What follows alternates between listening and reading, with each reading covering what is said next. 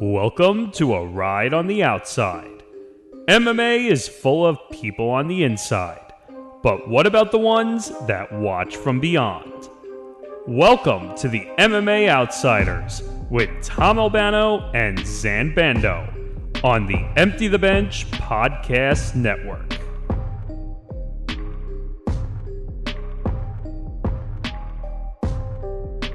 The MMA Outsiders is back in your life. It is episode 75. I am Zan Bando. That's Pat Yan. And to my right, and instead of only 5 topics like it was in the previous episode, we have 11 this week, and we have a whole lot to get to, including a ton of UFC news and notes. So thank you guys again for tuning in on what will be for the first time in a while, a Wednesday evening and not a Tuesday evening. I'm Zan, that's Pat, and we have a lot to get to. But before we get to anything, we just wanted to remind you to be sure to like and subscribe to the Empty the Bench Podcast Network and the MMA Outsiders. You can do so at youtube.com/ETB Network, and you can also follow the show across social media at ETB Network, and you can follow the MMA Outsiders at MMA Outsiders ETB. And my name is Zan Bando. You can find my MMA work across a couple of different platforms, including EJPen.com and MMA Knockout, and you can find Pat's work over at Combat Sports UK, where he's doing excellent work over there. You can find all of our stuff on X and Instagram at ZanBando99 and at PatDanna MMA, respectfully. But nonetheless, again, a pretty huge show. But before we get into the madness that is our show, we'd like to remind everyone that this show is presented by Wolf Spreads, which is a fantasy sports gambling app, which we've been a part of now for a couple of months, starting back with ETB Football Friday. So, have you ever had a friendly debate on who can pick more fights correctly? Does all this talk about parlays, lines, and over-unders make your head spin? And you want to learn more about the sports betting hoopla? Gamble with us and come check out Wolf Spreads, as we're running a sports betting competition completely free on the Wolf Spreads app. And as you guys know, who have used it before, you enter in a competition, $2,000 fantasy dollars, use $1,500. Whoever can profit the most at the end into that week wins, and it rolls over to the following week. And it's every single sport, including the NFL, NBA, college basketball, college football, and so much more. So come check it out with us. Gamble on Wolf Spreads without risking losing your house in the process.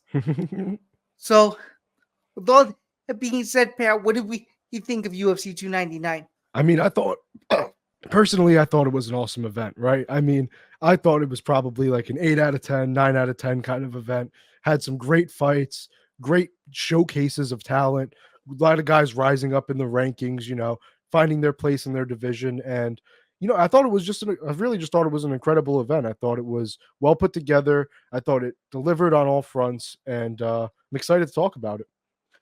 Yeah, definitely. UFC 299 was one to remember. Obviously, it took place in the Kaseya Center in Miami, Florida. They're back in Miami once again, which has been a relatively regular thing in these days. They were obviously there for UFC 287. They broke their own gate record this weekend with UFC 299 with a $14.14 million gate, which also included a massive bantamweight championship rematch between Sean O'Malley and Marlon Chito Vera to top the card. We also had some tremendous prelims overall, and then of course we had Dana White at the end at the post-fight press conference basically hinting that Miami is going to be a destination for UFC events moving forward, but essentially once or twice a year. And with this being on the heels of UFC 300, I think this is the perfect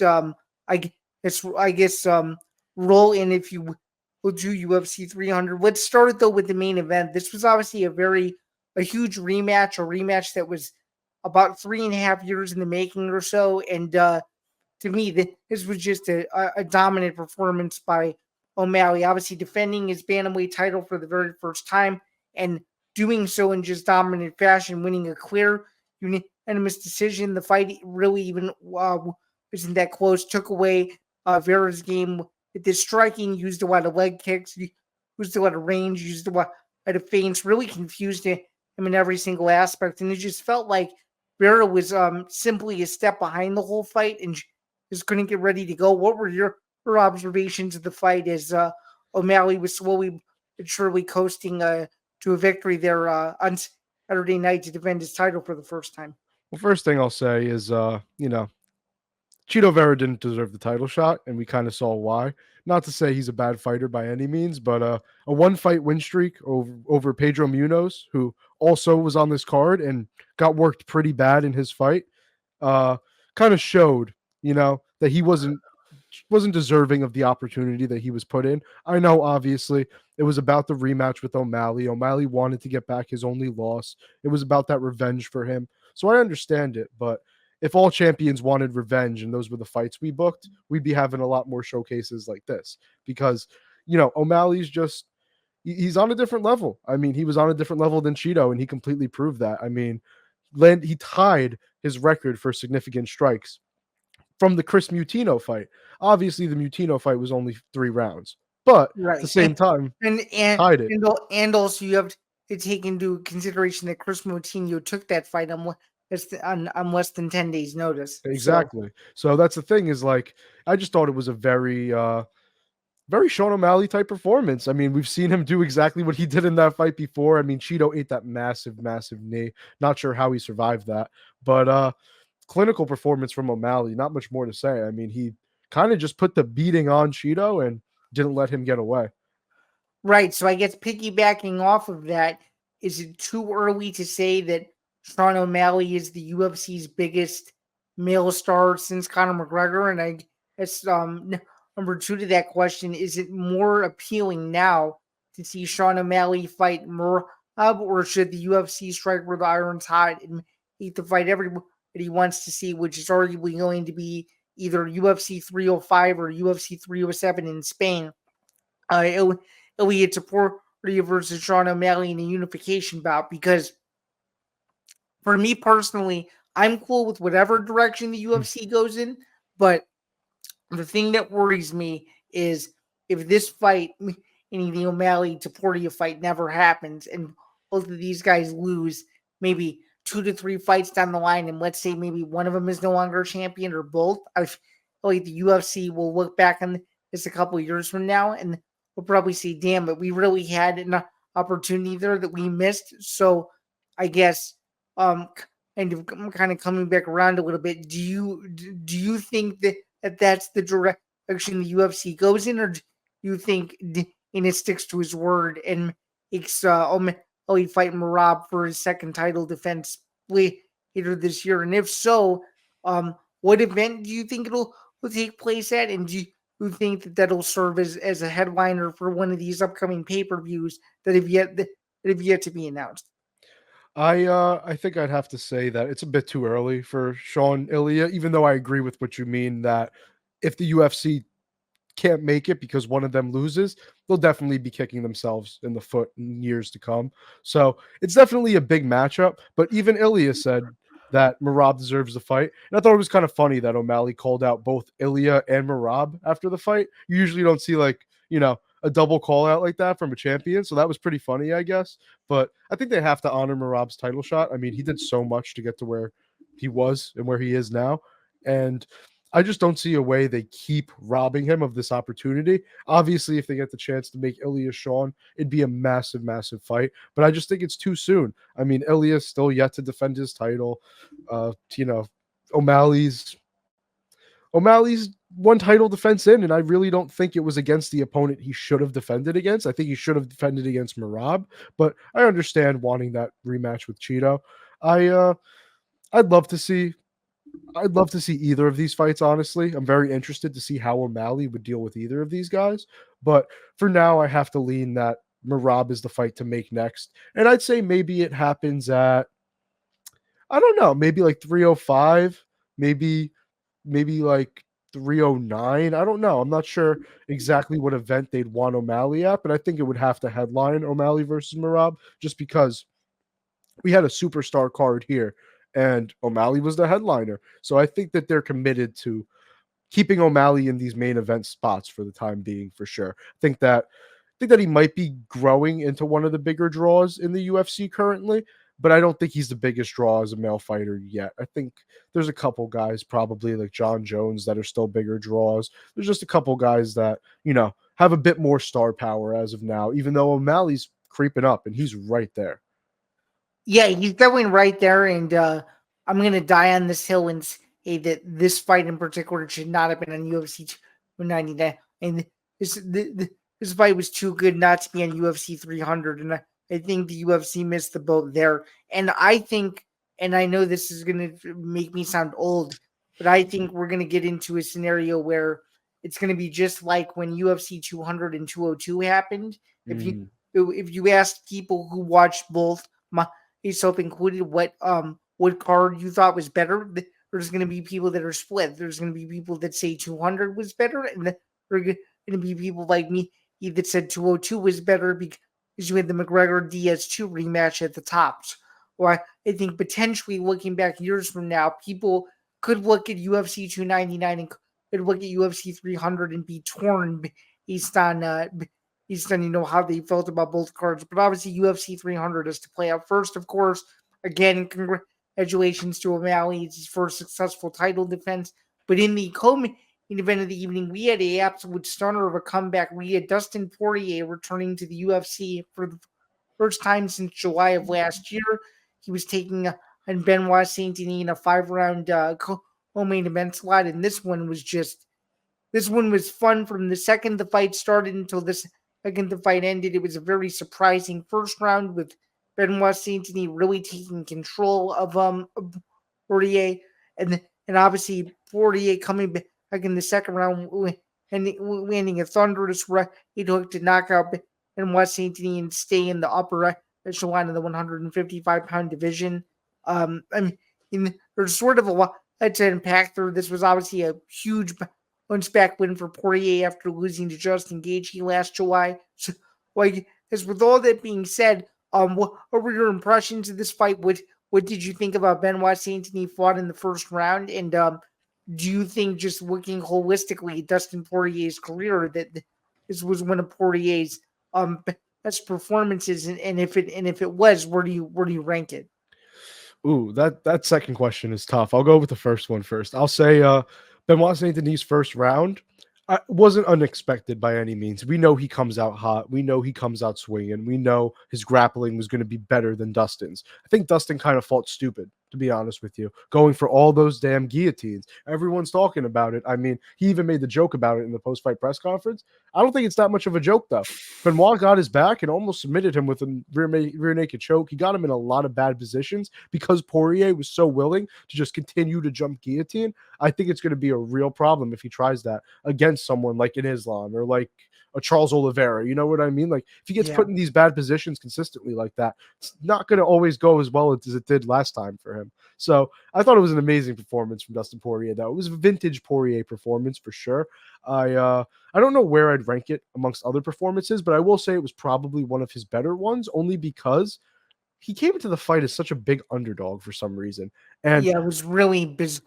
And that's one, you would think these Las Vegas odds makers, it always seems like 90 to 95% of the time they get these odds exactly right, but they were way off on this. The big thing that surprised me is even before this Dustin Poirier fight, if you look at Benoit Saint-Denis' last 6, 7, 8 fights, however many fights it's been now, he had not fought anyone in the caliber of Poirier. Not even close. Until he fought him. So that was also a huge surprise too. And I guess now if you're Poirier, you're going to have to play the waiting game, because now there's a lot of possibilities. The UFC could decide, we no longer think that Oliveira versus Tarzukian is a title eliminator. We will and Dustin Poirier to fight Islam, or Dustin Poirier can hold out, wait for the winner of that fight and have that fight be a number one contender, title eliminator type of fight. I think there's a lot of options with what the UFC could do, but they almost have a mini 4-man tournament on their hands, especially if they actually do make the McGregor Chandler fight, because there's no way that you can't tell me that if and when Conor McGregor and Michael Chandler do fight, and if Conor McGregor somehow wins, there's no way McGregor didn't want to settle to unfinished business, and that's a fight I wouldn't want to see, arguably. So the UFC lightweight division is a cluster of BS right now, to be honest. it is. We have obviously Poirier getting back in the win column. We have Arman versus Charles, whoever wins that fight. We have Justin Gaethje Holloway, whoever wins that fight. And then we have Gamrot, who everyone seems to be forgetting about. He was the backup for the last lightweight title fight. Exactly. He was the guy that they chose as the backup. Usually when you weigh in as the backup, that kind of solidifies your spot as the next title shot. But then he gets an RDA fight and survives a scare in the first round, getting knocked down and stuff, but comes back and wins. But I feel like Gamrot's probably the farthest out of all those guys, even though he's on the longest win streak. He hasn't been as impressive in his wins as the UFC would like, I'd have to say. And I don't think so either. And because of that, I think, guys, the winner of Arman Charles, the winner of Gaethje Holloway, and Dustin Poirier are all ahead of him. The problem is, Ali Abdelaziz keeps talking about Islam in June. And I've been hearing that there's a chance Islam headlines that Newark card in June. And I think it's wild because Islam in Newark just seems weird. Obviously, I love it, but I just think it's a very odd ask, honestly. I just don't understand why Islam would be fighting in Newark. But at the same time, I'm not going to complain. And if he is, Ali Abdelaziz told Dustin Poirier before the fight to be ready for June.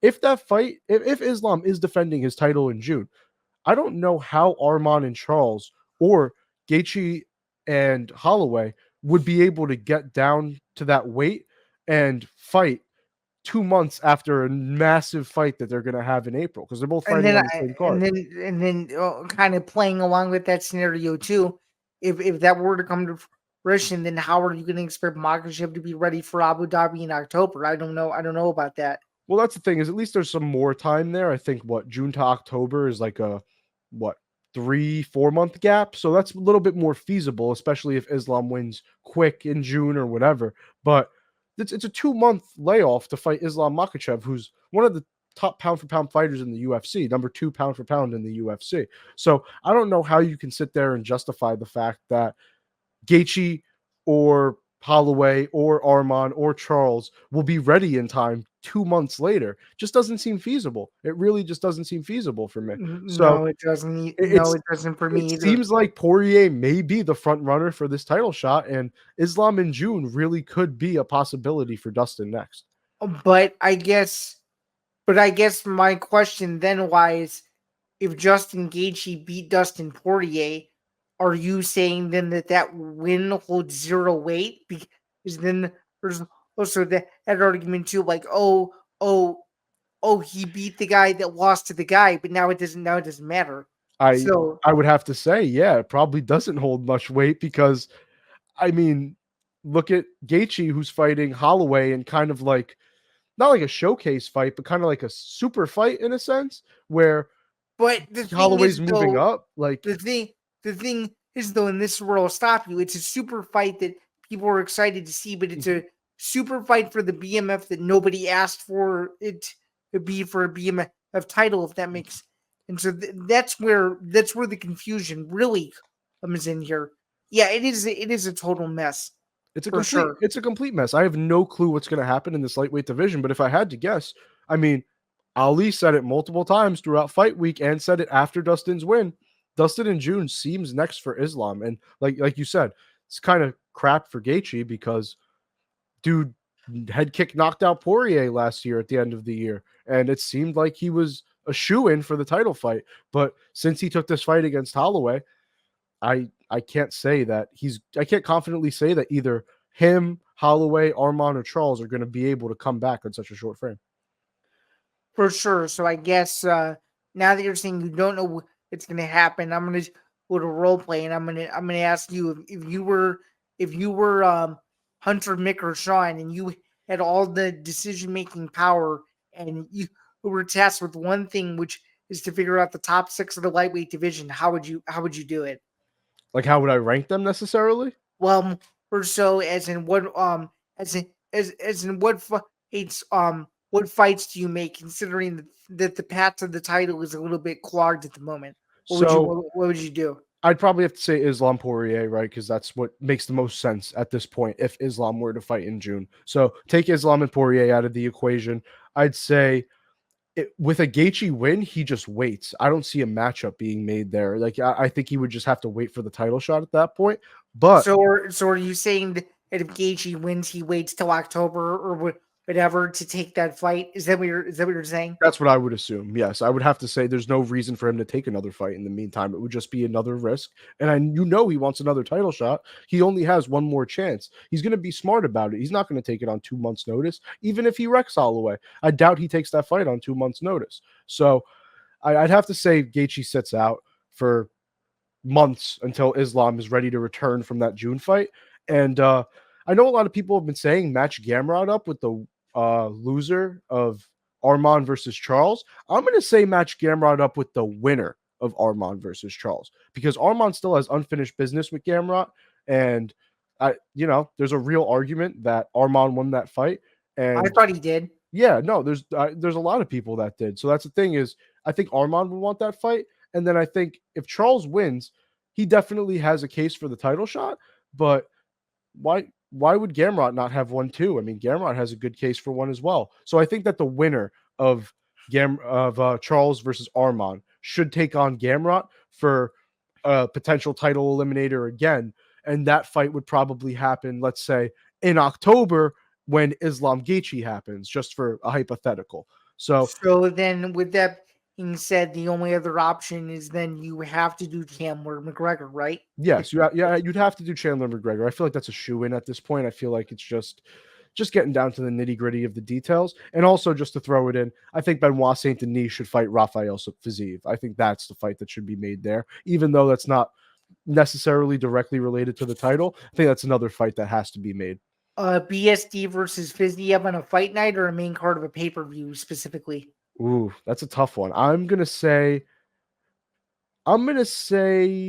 main card of a pay-per-view, only because BSD, it could be either, just because BSD hasn't had that 5-round experience yet. Maybe he could be looking to get it, but I feel like a 3-round fight would suit both of their styles better, especially with Fiziev coming off the injury. I feel like he doesn't want to go straight into another 5-round fight. He'll probably want to take a 3-round fight just to, warm up a bit.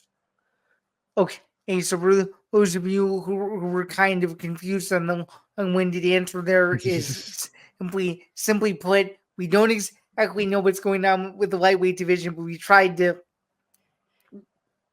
our best to break it down piece by piece. But the fact of the matter is, the pay-per-view that is currently scheduled for Newark, New Jersey in June is still without an official main event. So if the UFC wants to do something at lightweight, the door is open. If they don't, then there's going to be a lot of question marks, but that's a topic for another day. We're going to move on now. The next fight going down in the main card, we have Michael Venom Page taking on Kevin Holland, and this was Michael Venom Page's UFC debut. You guys might remember him from his years in Bellator. He's obviously one of the most unorthodox and very explosive strikers that the welterweight division has ever seen.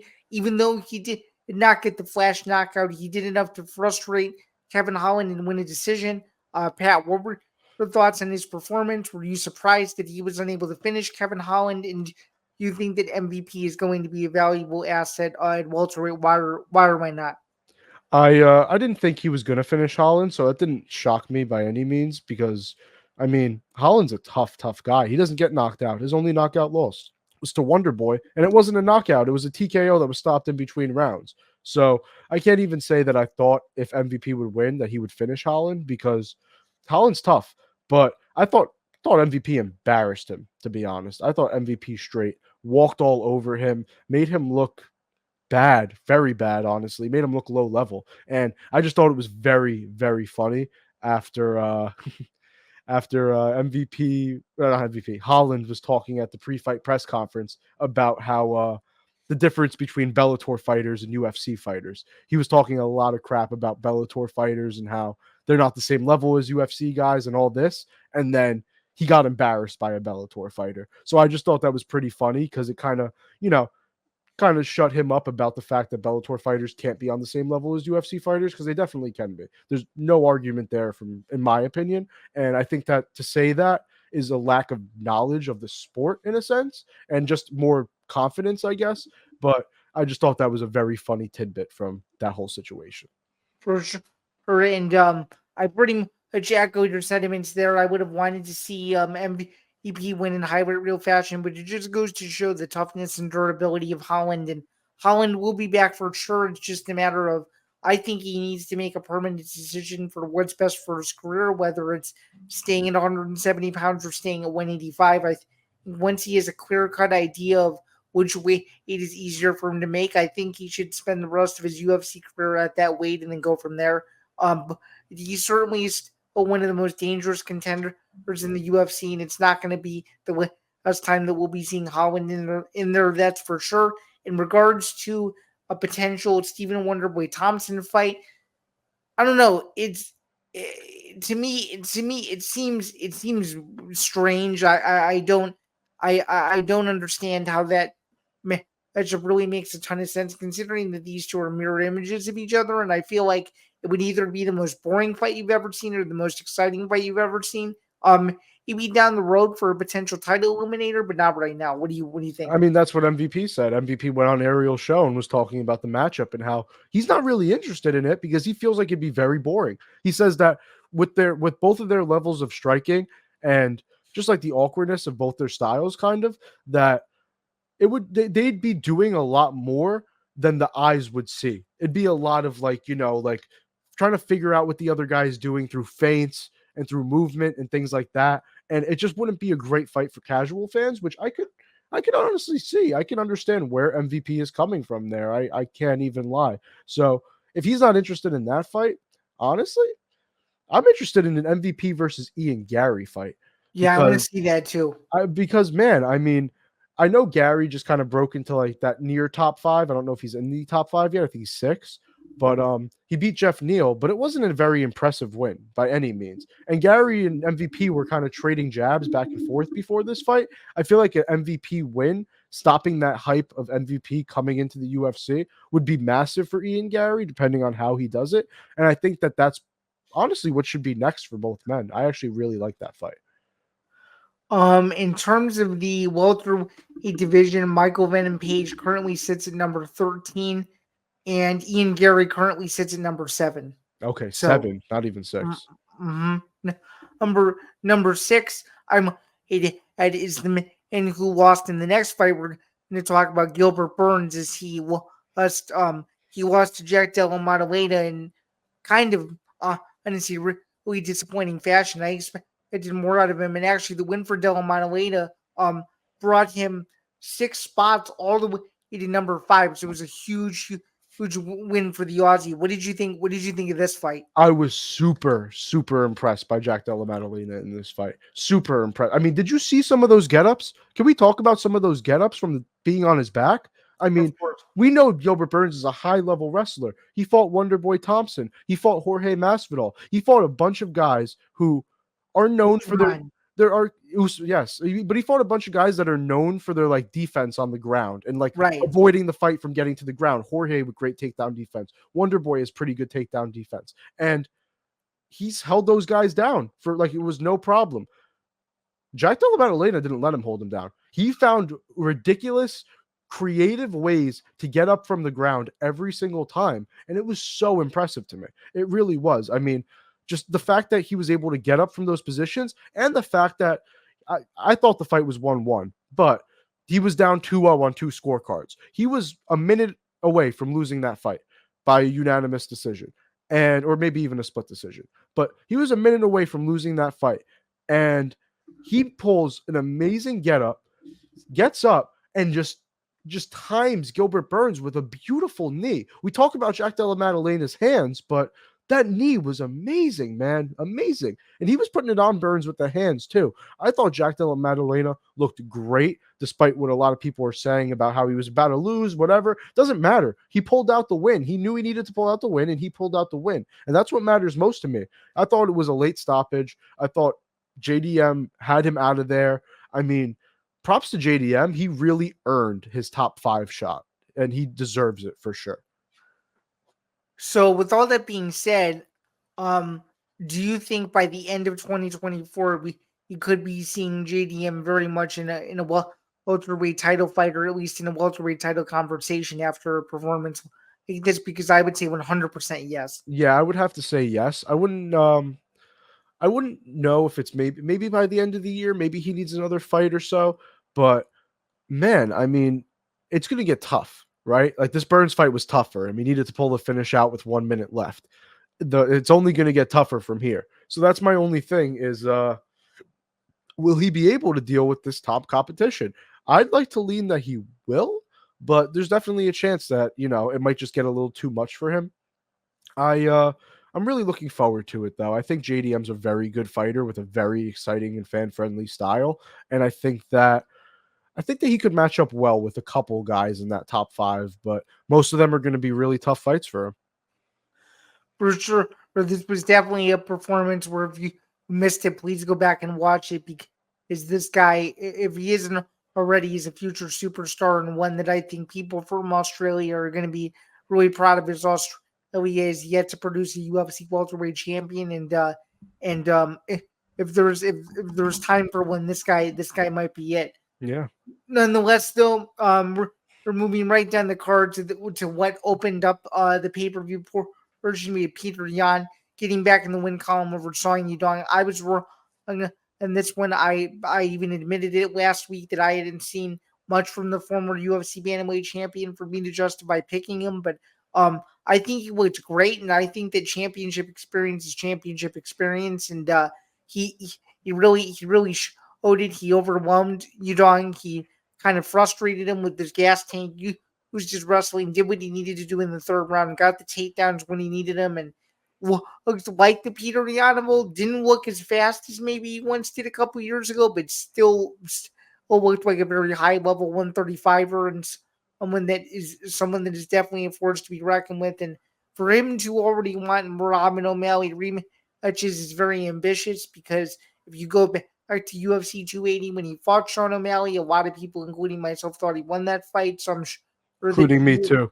I'm sure that he would be licking his chops to try to fight him again. So that would be interesting. And then obviously Merab is a fun fight too. So I mean, and I think there's a lot of options for Yan. I think him headlining one of these international fight cards in a couple months wouldn't make the most sense. And I also think that him potentially fighting for a title again would also make sense, considering that Aljamain Sterling is out of the picture and has already moved up. So I think there are a lot of options for Yan. What did you think of the fight, and where do you think Yan goes from here? I mean, I thought Yan looked pretty good. I think he looked rough in that first round. I did not like the way he came out. And obviously, we know Petr Yan kind of downloads the information in the first round. He's not a first round fighter by any means. So I wasn't shocked to see it. But once we got into the second round and he was still a bit, not winning the fight, at least for the first half of that second round, I got a little bit worried. But then the second half of that second round, he came on,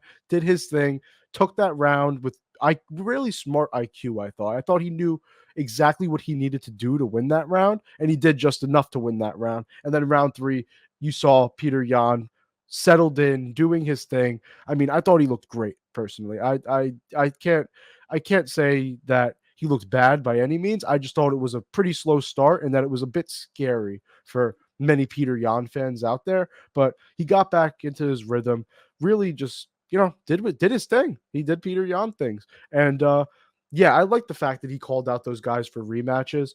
I don't think we'll see any of those immediately, like right after this win. I think we'll probably see him take on another surging contender first. I saw someone mention Jonathan Martinez fight. I feel like that's an interesting one. I feel like he needs to get back in the win column with a little bit of a streak before he can take on some of the guys that beat him in this previous run. But I don't disagree with the Martinez point, but at the same time, I somewhat do, considering that I think Martinez is worse than Yudong.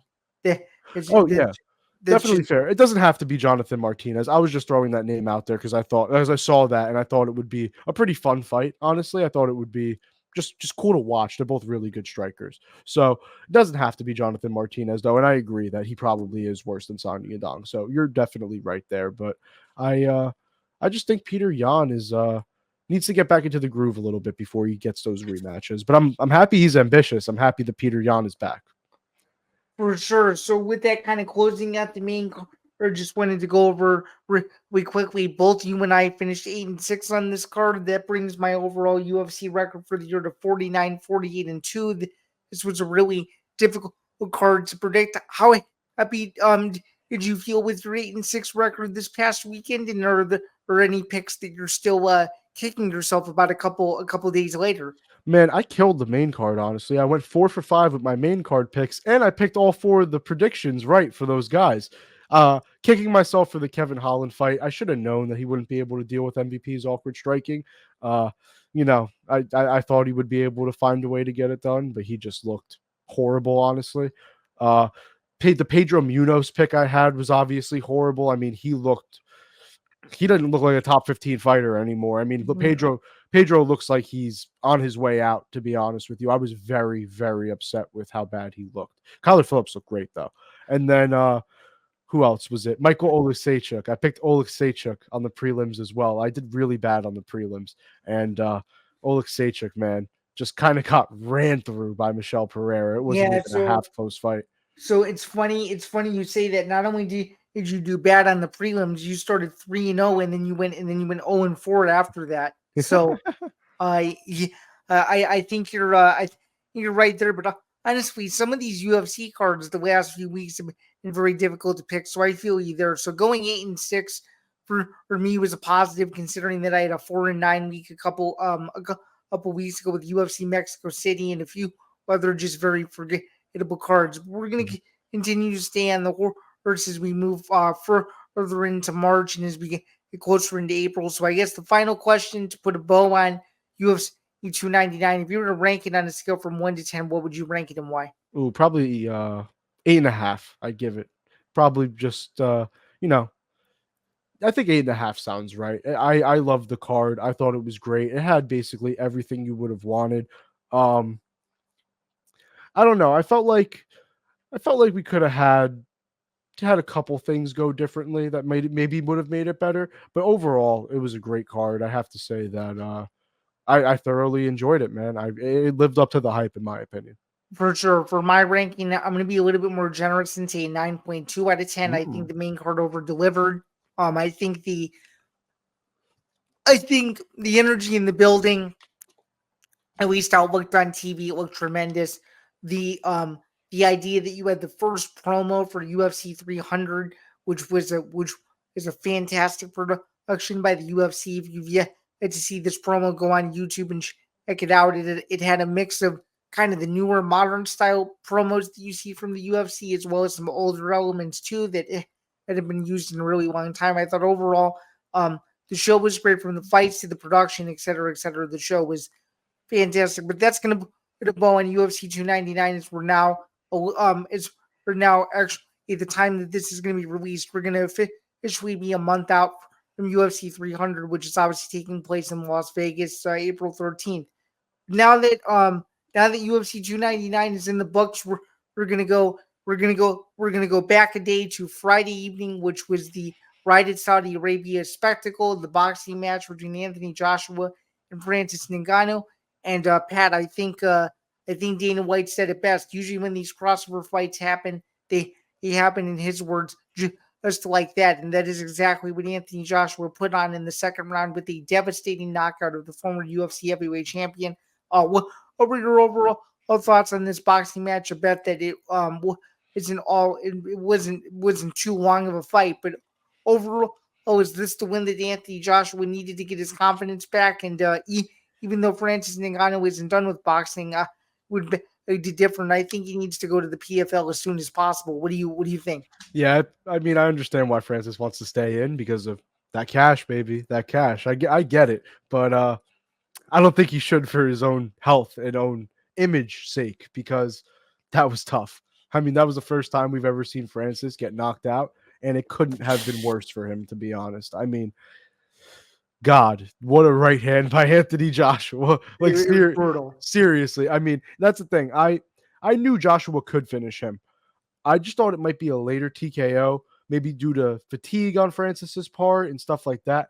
I did not think he was going to put him out that early, that clean, and just that bad, honestly. I mean, that was really tough for Ngannou. I agree completely that he should just go to the PFL, get back to MMA, which is a strong point, and start taking heads off over there. But Joshua, his confidence should definitely be back after a win like this. He's one of the top heavyweights. He's been for years and years and years. And I mean, maybe if Tyson Fury beats Usyk, we can finally see Joshua versus Fury. And at this point in their careers, maybe Joshua's favored in that fight. I don't know. I mean, it's a tough call for sure, but I think Joshua's getting right back into things, and I think we'll see him in a couple more marquee matchups coming up.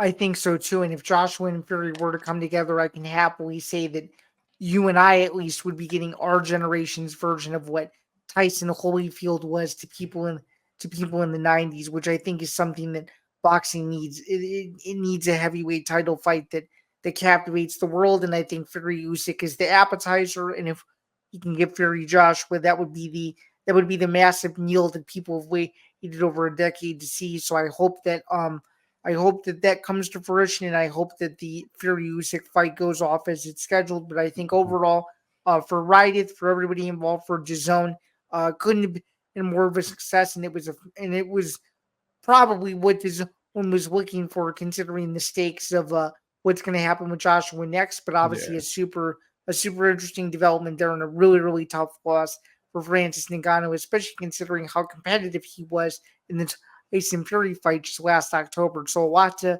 unpack there, but congratulations to Anthony Joshua, and now he can sit back and wait to see who wins between Tyson Fury and Alexander Usyk in May. Yeah.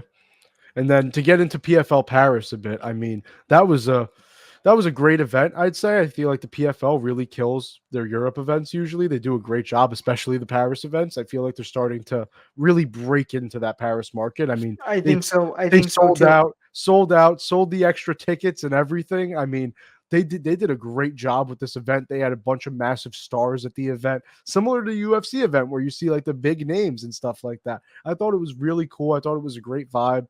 But obviously the main event, Cedric Doumbe versus Baki, didn't end the way we all wanted it to. It was pretty disappointing, man. Pretty disappointing. I thought Goddard could have done more to help the situation instead of just rushing to stop the fight.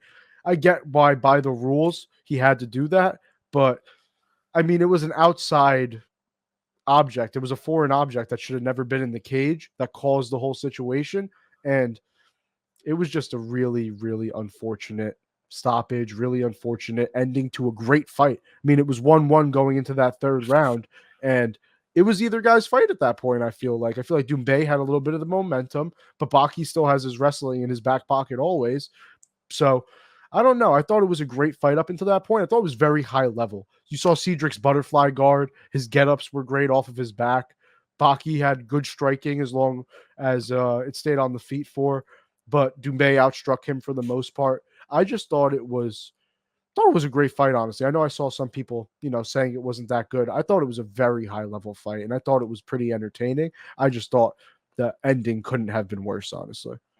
Right, so I guess for those who haven't seen it, can you explain this sequence as to what happened? Because it's unlike any stoppage that I've seen in all of my years of watching MMA, and it was a very confusing sequence for those who maybe were watching it in real time before seeing the replay and being really surprised. So Doumbe and Baki were both standing in the center of the cage. Doumbe points down at his foot for a second and says something to Mark Goddard, and Goddard goes, "No, keep fighting, keep fighting."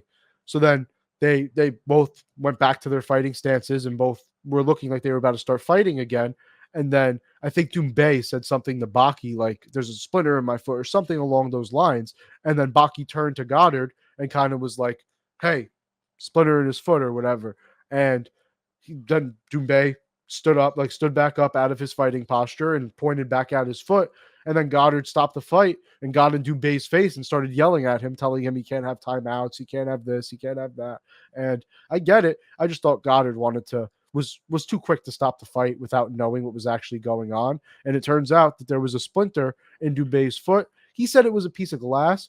I don't think it was a piece of glass. I think it was a real splinter. I just didn't think he knew how to translate that properly. I think so too.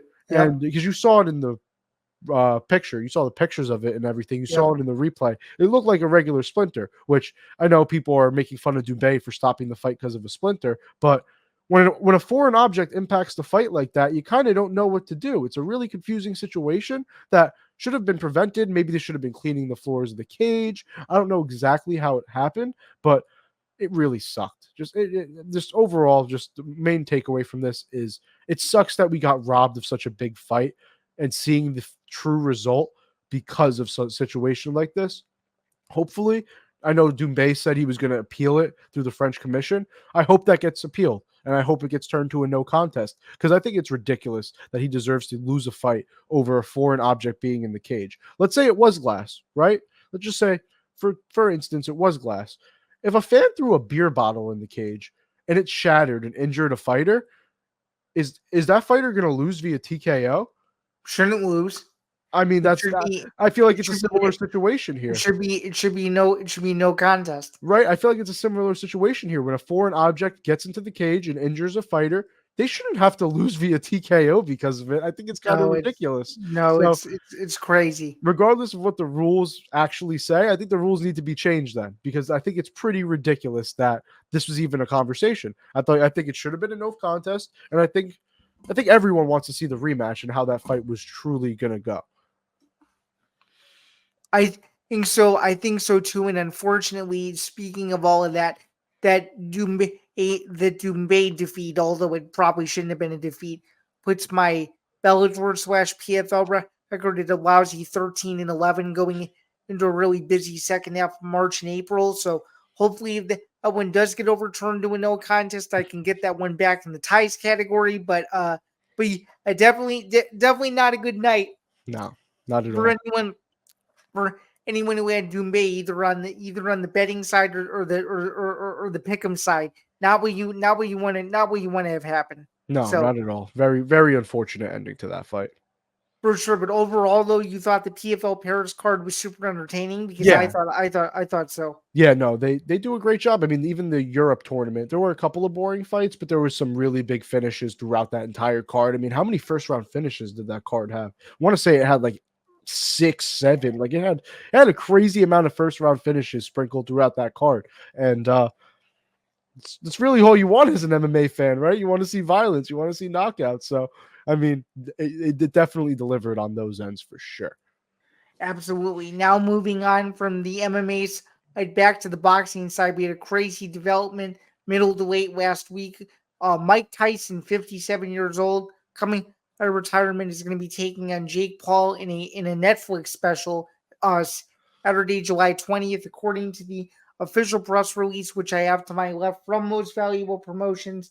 Mike Tyson is very excited to face Jake Paul. Part of this quote here: "My sights are set on becoming a world champion, and now I have a chance to prove myself against the greatest heavyweight champion ever, the baddest man on the planet, and the most dangerous boxer of all time. This will be a fight of a lifetime." When I first saw it, and when I woke up out of bed on the morning it was announced, I thought that someone had duped me. I thought it was a tease. I went on Instagram. I saw the graphic. I went to my email, and boom, the first email that came up was the press release I was just reading to you now. I could not believe it was real news. Pat, what do you think? Me personally, I don't think the Texas Commission should be sanctioning this fight. I think that any commission who even remotely considered sanctioning this fight should be ashamed of themselves. And I think as this fight does happen, I don't think it should happen for the safety of Tyson. And I think, kind of as I alluded to in my instant reaction video that we posted all over the ETB socials about a week or so ago, I think that this fight is a disgrace. I think it's a travesty, and I think it's really sad that Jake Paul is even entertaining this, especially if he wants to be considered even remotely close to a legitimate boxer. This isn't it. I think you're spot on, Zain. I think you're spot on. I hate this. This is disgusting. This is disgusting to combat sports. This is a disgrace to the sport. And I think it's ridiculous that, like you said, anyone would commission this fight. I think this is absurd. I mean, everything I said. I mean, it's disgusting. It really is. I think it's gross, and I don't understand how the hell this was allowed to get booked. This is horrible. Yeah, I mean, I guess the only positive, I guess if you even want to call it a positive, is if this fight does happen, it will be at AT&T Stadium in Dallas, home of the NFL's Dallas Cowboys, and it will also be broadcast free to 260 million subscribers on Netflix, out of all places. So I get that's from a positive standpoint. It's good to see Netflix get into live sports, something they probably should have done maybe a couple years ago. It's less now, so it's good to see that another streaming player is entering the sports space. I guess another layer of this conversation that I wanted to get to was, can you kind of break down the differences between what Derek Chisora is reporting regarding in this fight as compared to famed journalist Ariel Helwani, who's the one that kind of, I guess, confirmed the story as soon as it came out. So Chisora came out and said he's a former, heavyweight champion, like Right. big name in boxing, obviously has some sources himself. He came out and said that this fight would be in 18-ounce gloves and that they'd both be wearing headgear, which honestly makes it a bit better in my opinion, because it doesn't feel as real of a boxing match at that point. But Ariel Helwani then came out and basically didn't deny the 18-ounce gloves report, but he did deny the headgear portion of it. And he also reported a couple of other things I can't remember, but basically just completely conflicting reports here. I mean, I really don't know who to believe. I probably believe Helwani. I know he's tapped in with Jake Paul, his whole team and everything. So I'd have to say Chisora might just be talking here. It might just be trying to get his name in the spotlight for this situation. I don't really know, but I'd have to say that I lean to Helwani's side being the case. For sure. And I hate to even do this. I admitted this in the video a week ago, and now my stance has changed a little bit. I do have a pick for this fight. I do think that Jake Paul is going to win this fight. If this fight's a 10-rounder, I think he wins in the fourth. But in all likelihood, though, I just don't think this fight should happen. I think the timing of this announcement is bizarre. I think it being announced in March as compared to May is a little bit weird. I also think it's weird that no mention on the Netflix promo did it mention immediately that it was Jake Paul versus Mike Tyson. They were like, oh, it's a fight on Netflix, and then the camera ends to both of them, assuming that you actually know who the two combatants are. So I just think overall, and this is no disrespect to MVP, they're doing the best they can because they have their guy, but the way that they're going about promoting this fight to me is just super, super strange. Oh, I completely agree. I don't know. I didn't even know about that, and I think it is very strange. And Logan Paul, thank you to producer Nick for throwing this in there. Logan Paul actually came out on social media and said the fight was offered to him first. And I mean, I guess that's better. I don't really know. I don't know. I think it's just as bad, if worse, considering that Logan Paul has barely done anything compared to what Jake Paul is, and Jake Paul actually consistently fights. Well, Logan Paul is who's sitting in WWE Raw and SummerSlam and all that stuff. He's not worried about boxing. So that to me, if Logan Paul would have took that fight, it would have made it look even more freak showish, in my opinion. Yeah, I think you actually have a good point, honestly, because you're right. He is in the WWE, hasn't been boxing as much. And yeah, at least Jake Paul is trying to, I guess, take a boxing career seriously. I don't know what he's doing anymore because this isn't taking it seriously. So I really don't know. Maybe it was an offer he couldn't turn down. I don't really know how this got put together, but it's a shame to the sport, simply. Yeah, it's a shame to the sport, especially considering that we have major fights coming up, considering Canelo and Munguia. We've got obviously Evan Haney and Ryan Garcia. We've got the return of Katie Taylor. There's so many better fights in the world of boxing other than just that, to the point where this fight should be near the bottom of the list and not at the top. Yeah, no, completely. And Nick comes in the chat and tells us they wanted it to be a pro bout. This is Ariel Helwani's report. They wanted the fight to be a pro bout, which I think is even more ridiculous, putting It's this on Mike worse. Tyson's record. That is absurd to put this on Mike Tyson's record. I mean, it would honestly ruin it. It probably would ruin it if you want my honesty. That's all everyone would see is just that top fight, Jake Paul. So I think that's disgusting. I do too.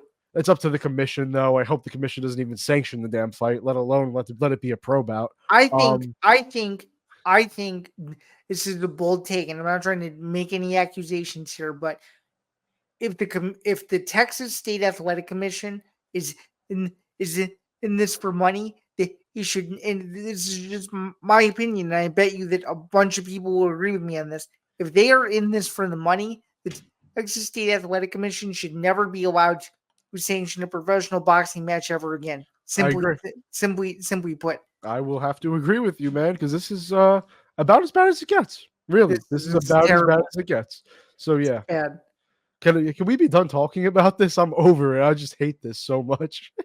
Of course, we can definitely move into something more substantial. Back over to the UFC. The UFC's biggest star, Conor McGregor, is back in the news. And thanks to some research that I did, a X/formerly Twitter user put out that Draftkings has leaked potential odds for Conor McGregor versus Michael Chandler to take place for International Fight Week at UFC 303 June 29th. The odds opened as Conor McGregor as a -120 favorite, while Michael Chandler had the comeback there at +100. I did a whole video on it. If you couldn't tell, I was super excited to see this because hopefully, quote unquote, this fight is closer to fruition and actually happening than maybe it was about 11 or 12 months ago. And I think it's hilarious that the next topic we're going to be talking about is the Ultimate Fighter, considering that these two were coaches and were scheduled to fight either in August or December of last year, and it did not happen. And now this fight is being rolled around again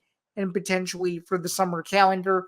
Pat, I know you kind of told me off the air that you don't really read much into these future odds, but given that it is Conor McGregor versus Michael Chandler, what are your thoughts? And do you think this fight does take place at UFC 303 as a headliner on June 29th in Las Vegas for International Fight Week?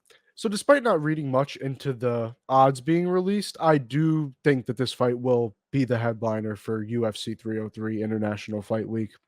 I do think it's what the plan is. I think both guys want it.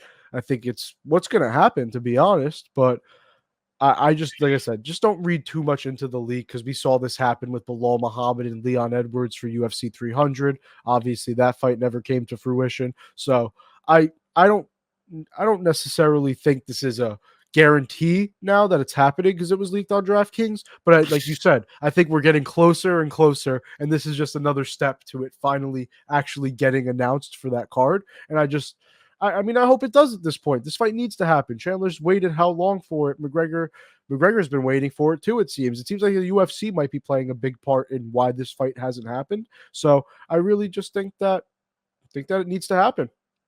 Yeah, in my opinion, in reading dozens and dozens of articles on this fight over the last year and a half, there's some sort of contract stipulation that the UFC does not want publicly out, and that's what I think is holding the fight up. And I think this is one of those contract stipulations that even if this fight does happen, no one will ever know about it, and the UFC will refuse until Dana White is on his deathbed that it happened the way that it did. So yeah, I don't know if it'll be that long, but I think that it'll be at least until McGregor's retired and like older. And you know what? I don't think it'll be for a while if we ever do find out what these contract stipulations are that have been preventing this fight, because that's what I think it is at this point. For sure. So, I mean, I guess if this fight does not occur, which is very likely possible, well, considering that for the last 20 months it has not happened. So, I guess kind of piggybacking off of that, if this fight does not happen, should Michael Chandler consider retirement? Because I would say yes. He should consider it, but I think he probably should take another fight or two just to make up for the money he would have made fighting McGregor that he's been waiting to make. So even though, yeah, I think it definitely should be on his mind, I think he probably takes another fight or two.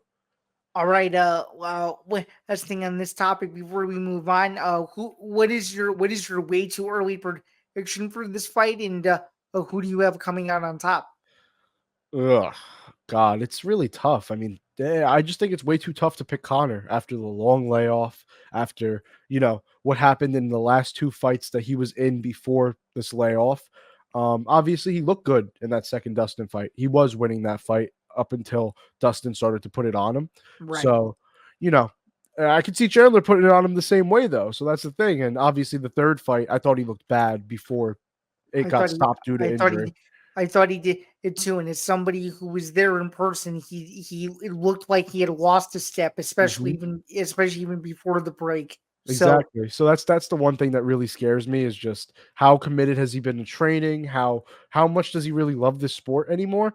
I question it. But I don't really question Chandler as much, even though he's had a long layoff as well now. I don't question him. I don't question it. I think that Chandler will probably be my early prediction for this fight. I'm gonna have to respect if we disagree with you, and I'm gonna have to say this hypothetical McGregor path he's created for himself, which includes fighting Michael Chandler, and then immediately after that, he does come to fruition. And my early pick is that Conor McGregor gets his first meaningful win in 8 years. That'd be I'm crazy. gonna go opposite. Okay. And and it's going. And I'm just gonna say it right now. If this fight does happen, you can mark down. You can mark down the date. You can mark down the timestamp. You can mark down whatever. A minute and 15 seconds is all it's gonna take. Wow. Okay. That's a bold prediction, Zan. Okay. In minute and 15 seconds, it's gonna be a left hook followed by a right cross and the finishing uppercut. Where it'll he take one punch and Herb Dean will have to pull him off. All That's what right. I think. All right. That's an in-depth prediction. I honestly, I'd love to see you nail that right on the head. So I'm looking forward to it.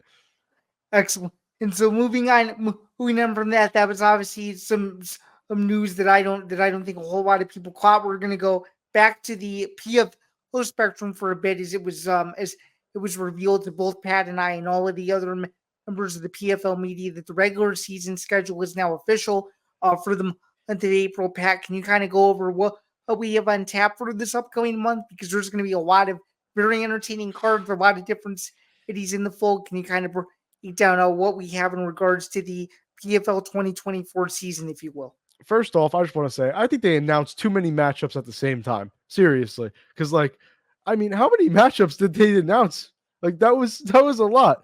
I didn't count it exactly, but it had to be at least 30 matchups, right? At least. So I feel like announcing that many fights at the same time is just gets confusing. I was sitting here looking at the card and I looked through all the matchups, everything, right? Thought I had it all down.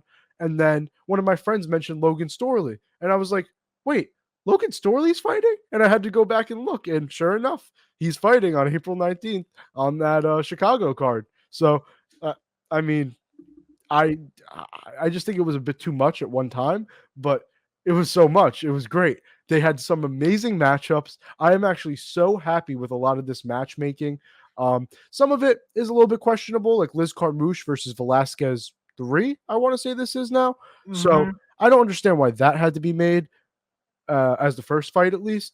But I mean, there's a lot of good matchmaking that kind of overshadows stuff like that. Ante Delia versus Moldavsky's a great fight. Goltsov versus Vassell. Phil Davis, Rob Wilkinson is interesting. Impa versus Polizzi. Collard versus Patricky. I mean, you got Sadabusi moving up to light heavyweight. You have my absolute favorite of all these announcements. Andrei Koreshkov versus Magomed Umalatov. Umalatov is a great stud. fight. I am very high on Umalatov. I think he's a stud. I think he has the potential to be one of the best welterweights in MMA, let alone the PFL. So giving him a guy that's as tested and as good as Koreshkov really, really intrigues me, honestly. And then, like I said, just good fights all around. About half of the guys that they not signed, but about half of the guys competing, guys and girls, are from Bellator. They really implemented the Bellator roster, I'd say perfectly, into their PFL season formats, and they kept a lot of their bigger names. I think the PFL did an amazing job with these matchups. And like I said, the only thing I really wish is that they didn't announce it all at the exact same time, because it was kind of hard to digest it all at once. Yeah, it was definitely difficult to digest. And one matchup that caught my attention, considering that these two have fought before, I was very surprised that he decided to run back Tyrell Fortune versus Daniel James. What did you think of that? I thought it kind of makes sense, only because I know Tyrell has kind of wanted that fight back for a bit. So I thought it kind of made sense as the first fight. Why not? Honestly, why not? I don't have a problem with it. I think it's a really good fight. What would you say is the best card out of all of the cards in April, and why?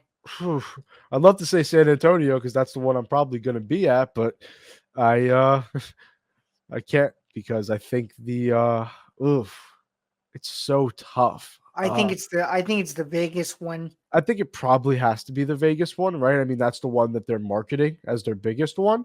But I think the Chicago card from top to bottom could be just as good, if not better. Which is the one that I'm hoping to be at, of course. Yes. So And, yeah. the prelim headliner is Adam Borics versus Enrique Barzola. That's a great fight. It is.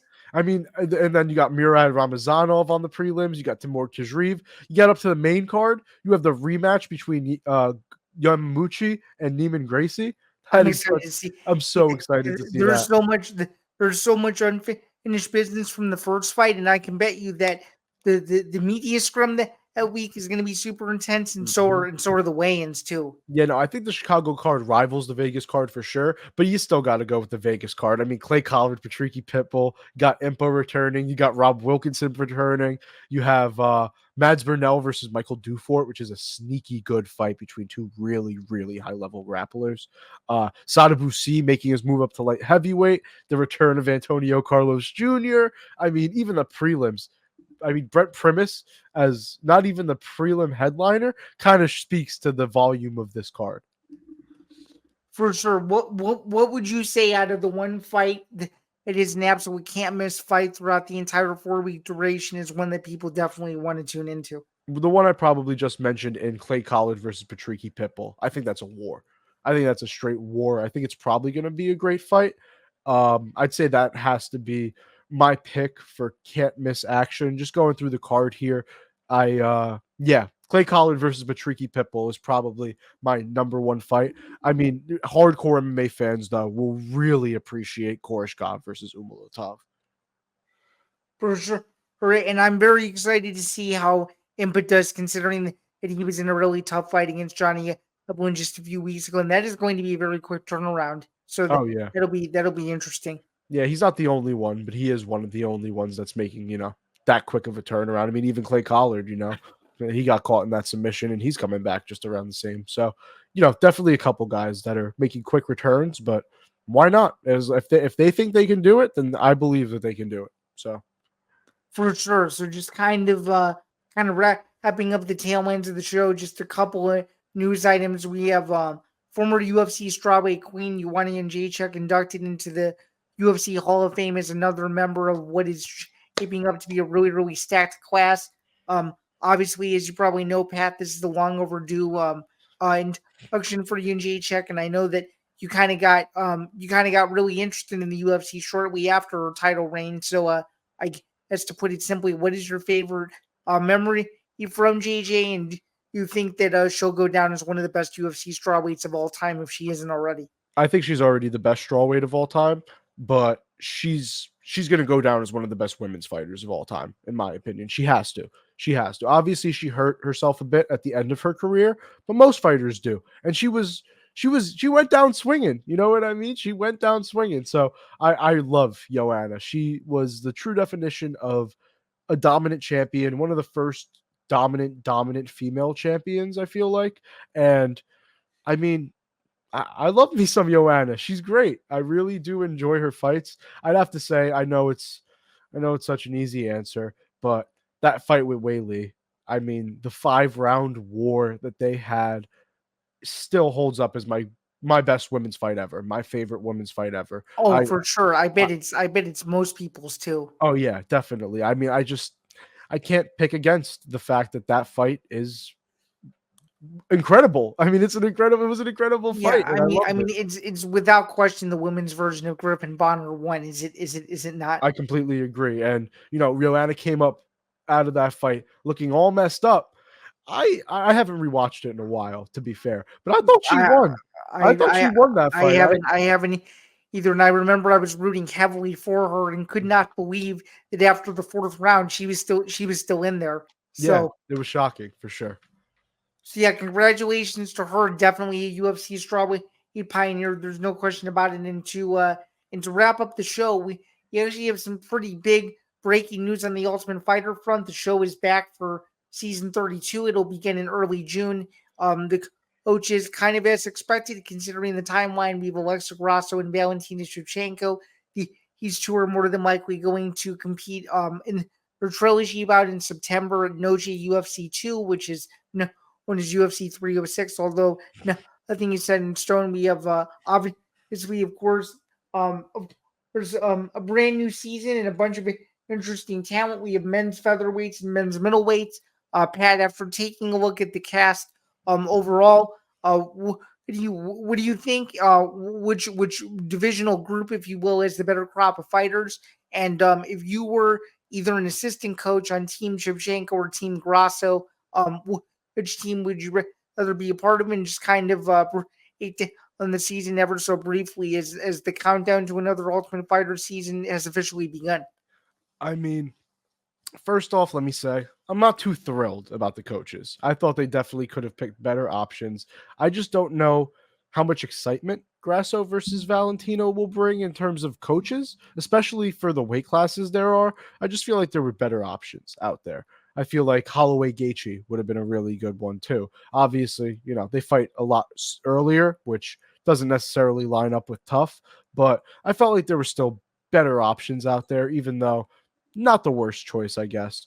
If I'm an assistant coach on either of these teams, I'm gonna have to do some heavy leg work because a lot of these guys are international, and that's what seems to be the theme of this season, was a heavy international theme. And I think for featherweight, I'm a big fan of Myron Santos. He's kind of been a beast. I'd love to see him on tough. I think he has a good style for tough. Con Ofley, the Hex featherweight champion, very solid as well. I like Torres. Yeah, Torres, he's the one that trains with Cejudo, right? If I'm Yep. correct.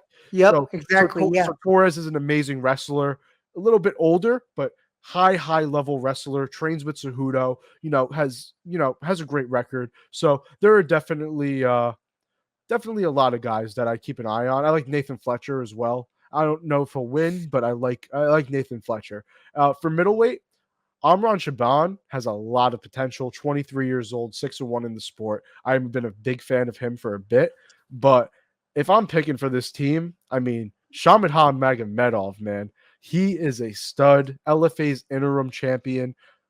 Just finished Devin Smith. Big fight too. I like Shamadhan. Ryan Loader, I don't know too much about, but I've heard some great things about. And Giannis Bashar is the Cage Warriors middleweight champion. So they have a very solid lineup, I'll say. I can't say that they completely dropped the ball, but I do know that there were some names that were expected to be on. Like it's out now. Nate Garib was a big name that was expected to be on the featherweight season. He's not on here. There's a couple of guys that said that they were supposed to be on the show and ended up not being, that I thought potentially would have been better choices than some of the guys involved. So then I guess that leads me to my next question, which is, do you think, with that being said, that some of those guys that were supposed to be on the season are now going to move over to DWCS, or do you think most of them are going to stay regional and still try to work their way up to a UFC contract? I know a couple of them came out to say that they were alternates. Like Nate Garib said he's an alternate for the season, which is always necessary. Someone always ends up getting hurt, I feel like. You know what I mean? Like there's always a need for an alternate on tough. So I feel like, they have a couple of them as alternates. And then for the ones that got like snubbed off completely, I think they almost have to be locks for Dana White's Contender Series, because the guys I was hearing that got snubbed are definitely guys that deserve shots in the UFC, if you ask me. So I think that Dana White Contender Series should be a guarantee for most of these guys that got snubbed. Interesting. And which one out of all of them, if they don't in the Ultimate Fighter, which one, if you were to predict right now, will have the longest UFC career? I know it's very early to say. I know that a lot of these guys are really young, but I kind of do into you for futures, because you are definitely more of a prospect than me. So I'll leave it to you. That's a really tough question. Like I said, I like Amran Shaban, but he's a little too early in his career for me to say that he'd be a staple. I think Shamadhan Magomedov would be someone that would be in the UFC for a while. He's fought really tough guys, dominated really tough guys, and I think that out of all the people on this season, that Shamadhan might have the longest UFC career if he were to just enter like right now. Interesting. I would say if I were to guess, I would say Fletcher, but that's just me considering that I think the way the UFC has rebuilt the UK into being one of these star countries where there's a lot of great talent out of there. I think I like him, especially with this charisma and his personality. From what I've seen, I think he would be a great addition. But it should be an exciting season in terms of the fights. I just don't know if the coaches have the personalities that are going to mesh. But at the very least, when Valentina and Alexa eventually do fight for the third time, it is going to be awesome. Yeah, so, no, Valentina Grasso 3 is a great fight. I'm not necessarily upset about that. I'm more upset about, like you said, the personalities not meshing for a show like Tough. You nailed it right on the head there. For sure. Kind of sticking with the UFC theme here a little bit, the UFC 300 bout order was revealed over the weekend as well. Bo Nickel and Cody Brundage will now be on the UFC 300 main card, to the surprise of a lot of people, considering that Bo Nickel very recently entered the UFC, and then Tomoe Kano got his wish. He got his spot on UFC 300. He will be fighting Jalen Turner, which to me has a very good chance to be a very underrated fighter than a candidate. What are your thoughts on the UFC 300 final bout order? Because I'm going to have a little bit more of a controversial opinion than what I think you're going to end up going with. But what do you think now that the UFC 300 card is officially done? I mean, one, it's a great card. Okay, I think it's better than 299. Will it play out better? I guess we'll see. But I think the fights on the card are better. I know a lot of people made a big deal about that. I don't think it's going to end up disappointing. But I know they're trying to build their American star here with Bo Nickel, but man, I just don't see how you put him over 7 champions. I mean, there are 7 former champions, under Bo Nickel on this card. I just don't see how you justify that. I know Bo Nickel is getting to be a big name. I know he's one of their more hype prospects, but I mean, you have to consider the opponent too. And Brundage is a fairly average UFC fighter, and I just don't understand how this fight made the main card. I'm gonna have to disagree with you here. I think Bo Nickel getting him in card spot, even though it does sound controversial, is deserved. Do I think the placement on the main card is wrong? Yeah, I do. And do I think they could have made the main card a lot bigger than that they did, and maybe it's 7 or 8 fights on the main card, considering that it's UFC 300? Absolutely. But I don't think it's fair to deny a Penn State All-American wrestler, a guy that looks like he could be a force in the UFC for years to come, a chance to compete on the UFC's biggest stage. And I know that he was very, very surprised by the news that he was going to be placed in the main card. But hey, as someone who is biased, as a 2-time Big Ten alumni, and myself, I don't ever get bored of seeing Bo Nickel fight in big spots. And even though Cody Brundage is very average, I'm happy for Bo Nickel to see that he's getting the credit where credit is due. And I think he's going to over deliver on April 13th. I think he's going to get a very, very fast finish to get the main card started out the right way, if that makes sense. So people are pissed that Bo Nickel is fighting in the main card. I think the good news for everybody is that at least you won't have to wait long have him get out of there, because I don't think at least in my opinion that the fight will go longer than maybe about 8 minutes, and then that'll be it. Yeah, I have to agree. I think it'll even be quicker than that, if you want my honesty. I think it's a little bit of a mismatch. I think Bo Nickel should have gotten a tougher test in this fight, which is also kind of what annoys me of it being on the main card. I think, I'm not necessarily upset Bo's on the main card as much as I am with the opponent that it is, because Cody Brundage is a prelim fighter on fight nights. How are we going to justify him being on the main card for the biggest event of the year? I know he's fighting Bo Nickel, but I don't think Bo's star is high enough to justify carrying Cody Brundage through that.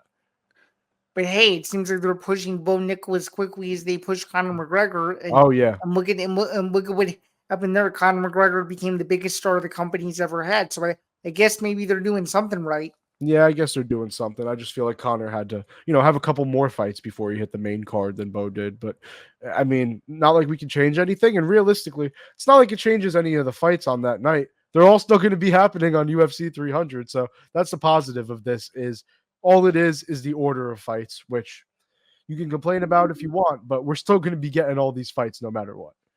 For sure. And then to wrap up the we would be remiss if we forgot this. There is another UFC card taking place this weekend, headlined by a pretty important heavyweight bout between Marcin Tybura and Tai Tuivasa from UFC Apex.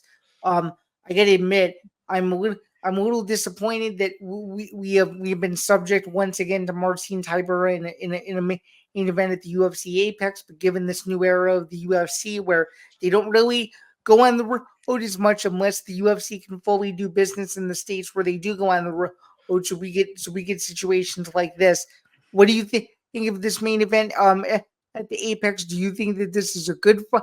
Do you think that this is a boring fight? And do you think that this is a must-win for both guys? Because I would argue yes. Yes, this is a must-win for both guys. If Tybura loses this fight, I mean, he'll be 2-2 in his last 4, 2-3 in his last 5. Not like he's on too much of a downtrend, but I mean, Tybura's been in the UFC forever and is 38 years old.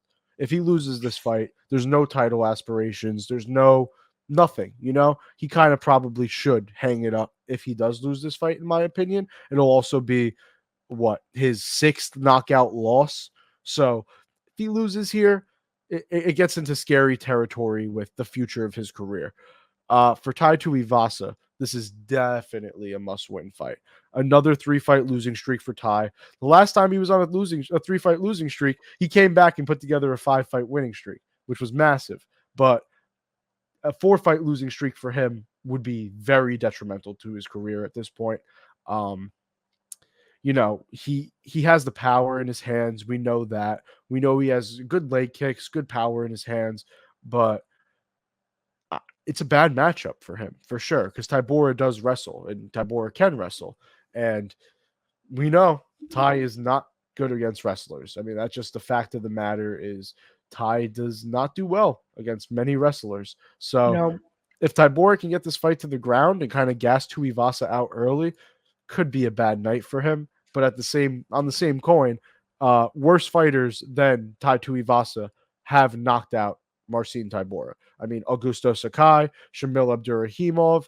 I mean, not to say Derek Lewis is worse than Tai, but Tai knocked out Derek Lewis, and Derek Lewis knocked out Tybura. I know MMA math and everything, but right. Tybura's hittable. Tybura's chin is not some spectacular thing that hasn't ever been cracked. He has 5 knockout losses. So Tai Tuivasa has just as much of a chance to win and also to add to that, the 5 knockout losses where each one was more brutal than the one before it. Yes, exactly. So Tai Tuivasa and Tybura, I feel like both have a 50-50 shot at winning this fight. It just depends on if Tai can hit that chin that we know he can crack, or if Tybura can get him down and gas him out early, which we know if he does, Tai's going to get zapped of his power and probably get finished at some point. With all that being said, I'm picking Tybura to win in the decision and get off the schneid. What do you think? Oh, decision here would be so bad after the last heavyweight main event we had. Rosenstrike and Gaziev, it'd be so tough. I think this fight definitely gets finished. I think one of the guys will finish this fight because it's 5 rounds. If it was 3 rounds, I would say Tybura decision is a very likely outcome. But since it's 5 rounds, I just don't think that if Ty is losing this fight after 3, I don't think he'll be there for rounds 4 and 5 as much. I think he'll probably just end up being too gassed and probably get finished. Right now, I do lean Tybura to win this fight. I'll say Tybura wins this fight by submission. Okay. I'll go with a submission in probably round 3. I'll say Tybura wins this fight by, but by no means would it shock me if Tuivasa gets a KO, and I very well could end up picking Tuivasa by KO by the time this fight rolls around. I just feel like right now I lean Marcin Tybura due to the stylistic matchup. Okay, and lastly, for whoever loses this fight, and this may be too early to tell, but for whoever loses, do you think they are on the chopping block? It's hard to cut Tuivasa, even though he'll be on a 4-fight winning streak. It'll be way too hard to cut Tuivasa for the UFC. He's a big draw. A lot of fans love him. I mean, he's the main event for a reason, right? And, I don't think many people are complaining about Tuivasa in this main event. It's more another heavyweight main event.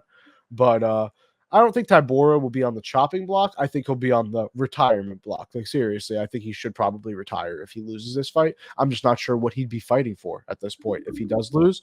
Tuivasa, though, if he loses, I mean, I don't know if he'll get cut, but he'll be in a really tough spot in his career. He's only 30 years old. 4-fight losing streak would be really rough after a 5-fight winning streak, and just, I don't know. It'd be really tough for Tuivasa, but I wouldn't say he's on the chopping block just yet. Well, what sucks for Tuivasa is that his last win took place in February 2022. Mm-hmm. It's been over 2 years since he last tasted a win. And since he last tasted a win in the UFC, unfortunately. And what's funny is you have to go all the way back to March of 2021. That was the last time Tai Tuivasa won a fight in the UFC Apex. Not so. This is a return of returns, if you will. So it's gonna be interesting. So for any of you Apex sickos out there that only appreciate Apex cards, your 3-year wait to see Tai Tuivasa at the UFC Apex is almost over. So yeah, seriously.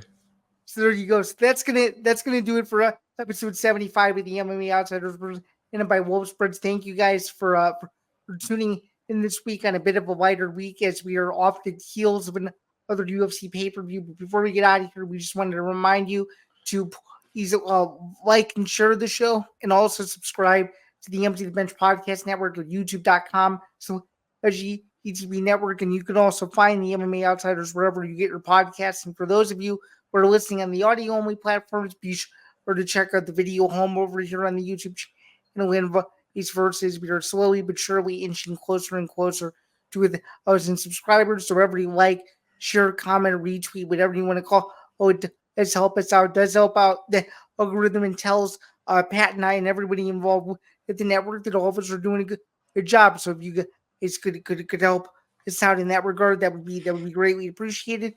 And this was definitely a packed show. We're going to be back with more reviews and notes for next week's episode, but I'm sure. And as Pat, I'm going to give you the final word. Is there anything else you'd like to say before we get off? Everyone, don't forget, be Joe Pyfer. Be Joe Pyfer. It is right. He may not be fighting this weekend, but we have to always keep the tagline alive because we say it every single week. So for Pat, and this has been another episode of the MMA Outsiders presented by Wolf Spreads. We will see you all next week, and have a great night. See you next week.